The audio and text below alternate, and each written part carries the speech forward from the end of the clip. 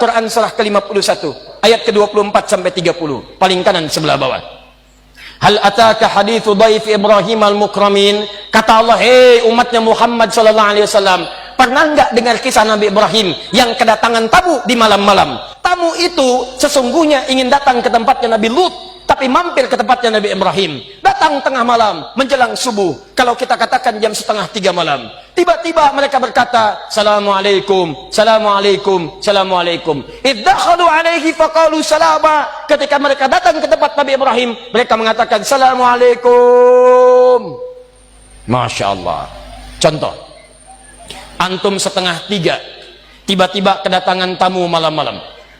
Bukan 1-2 orang, agak banyak kedengarannya. 2:30, Assalamualaikum, Assalamualaikum. Dibuka enggak?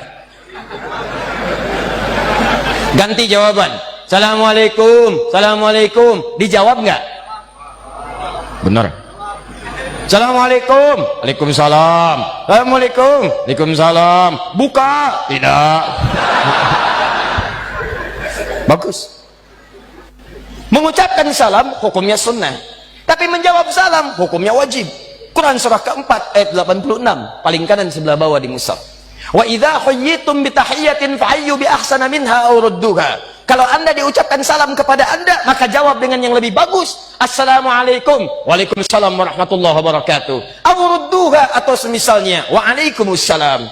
Mereka berkata Assalamualaikum, kata Nabi Ibrahim, Waalaikumsalam. Qala salam qaumum munkarun. Ini orang asing, bukan orang sini. Kalau orang asing, berarti jangan banyak ditanya. Boleh jadi perjalanan ini sangat jauh, jangan banyak disulitkan, jangan banyak ditanyai. Maka kata Nabi Ibrahim, silahkan Anda duduk, saya akan cari hal yang bisa membuat Anda nyaman pada malam hari ini. Faragha ila ahlihi faja'a bi'idin samin. Maka bertanya kepada istrinya, Ma, kita punya makanan terbaik, menu terbaik apa malam hari ini? Kita punya tamu yang istimewa. Tamu istimewa. Masya Allah. Kata istrinya, tidak ada makanan. Maka beliau mengecek kemudian ke tempat logistik umumnya. Beliau punya semacam peternakan hewan peliharaan. Ada anak sapi, begitu dilihat, diambil oleh beliau, sembelih anak sapinya, dibikin gulai malam itu. Sampai jadi gulai itu dibawa dihidangkan. Faqarabahu ilaihim, maka dihidangkan kepada mereka malam-malam itu. Masya Allah. Begitu dihidangkan, jadi makanannya. Tiba-tiba makhluk itu sama sekali tidak menyentuh makanan itu. Dilihat begini.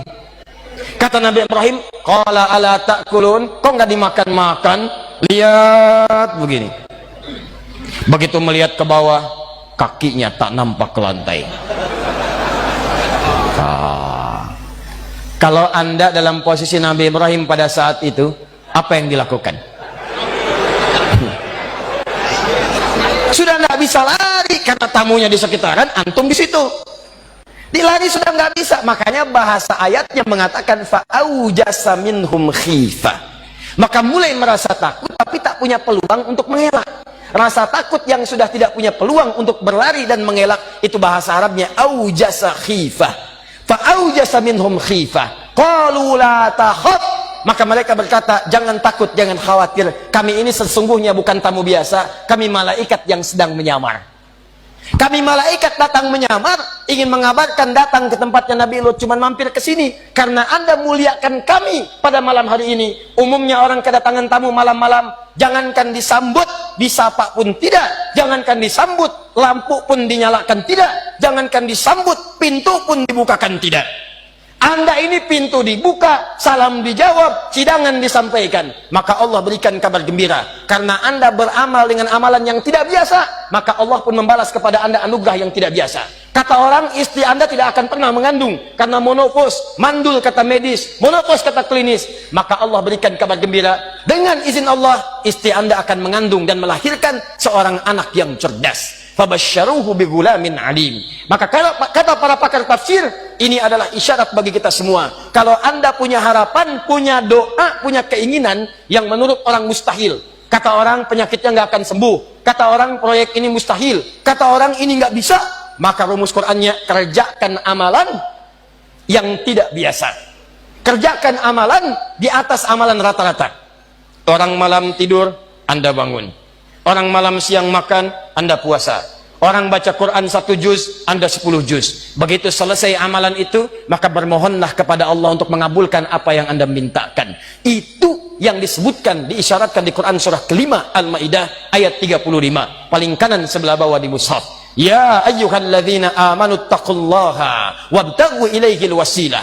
Hei orang-orang beriman, kalau kamu punya keinginan, punya harapan, punya doa, ingin cepat dijawab kata Allah, maka tingkatkan takwamu kepada Allah. Tingkatkan takwa. Takwa disebutkan 115 kali dalam Al-Quran. Dan takwa itu semua jenisnya adalah amal-amal soleh.